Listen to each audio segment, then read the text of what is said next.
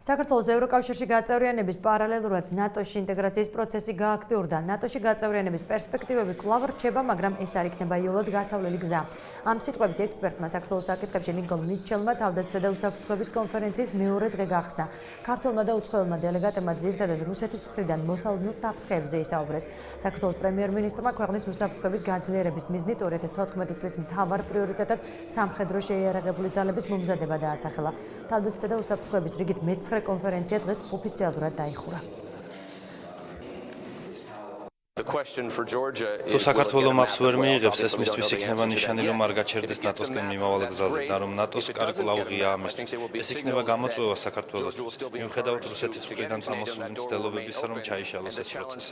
ეს დიდი გამარჯვებაა ქართველი ხალხისთვის. ვეთანხმები საქართველოს პრემიერ-მინისტრის მიერ გაკეთებულ განცხადებას, რომ ამ ხელმოწერით ისარგებლებს სრულიად საქართველო, აფხაზებისა და რუსების ჩათვლით.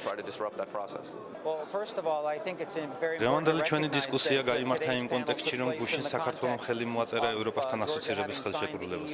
ეს კი მოგეხსენებათ კიდევ ერთი წინ გადადგმული ნაბიჯი იყო საქართველოს ევროატლანტიკური უსაფრთხოებისა და ეკონომიკური სტრუქტურების ინტეგრაციის გზაზე.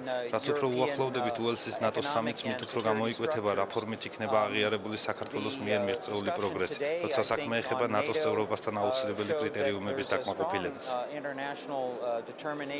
ღრმა ანალიზი გავაკეთეთ იმ უსაფრთხოების არქიტექტურის, რომელიც ჩვენს რეგიონში და ევროპაშია რუსეთის აგრესიის შემდეგ. ვისაუბრეთ კონკრეტულად თუ როგორ უნდა გახდეს საქართველოს სრული ინტეგრაცია ნატოში ძალიან დაჩქარებული და იმ ფორმით, რომ საქართველოს საზოგადოებას დამატებითი რეალური უსაფრთხოების განცდა გაუჩნდეს. მომავალ სამიტზე ბრიტანეთში გადაწყვეტილებები იქნება მიღებული, რომელიც საქართველოს აქცევს უფრო უსაფრთხოს. მნიშვნელოვანია, რომ ხაზი გაესვა თავად დაფასების ფორმას. აღინიშნა, რომ დაფასება უნდა მოხდეს არა მხოლოდ ფორმალურად დეკლარაციაში ჩანაწერებით, რომ საქართველო მუდმივად განიცდის ამ პროგრესს, ასევე მნიშვნელოვანია ამ პროგრესის აღნიშვნა, არამედ იმ კონკრეტული გადაწყვეტილებებით, რომელიც საქართველოს კიდევ უფრო დაახლოებს ნატოსთან. ამ ეტაპზე მოგეხსენებათ, რომ კონკრეტული პაკეტის გარკვეული დეტალები უკვე გახდა ცნობილი, მათ შორის მნიშვნელოვანი აქცენტები გაკეთდება საქართველოს თავდაცვითი შესაძლებლობების გაძლიერებაზე, კონკრეტულად რა ფორმებით მოხდება, ამაზე ბუნებრივია ჯერ ნაადრევია საუბარი,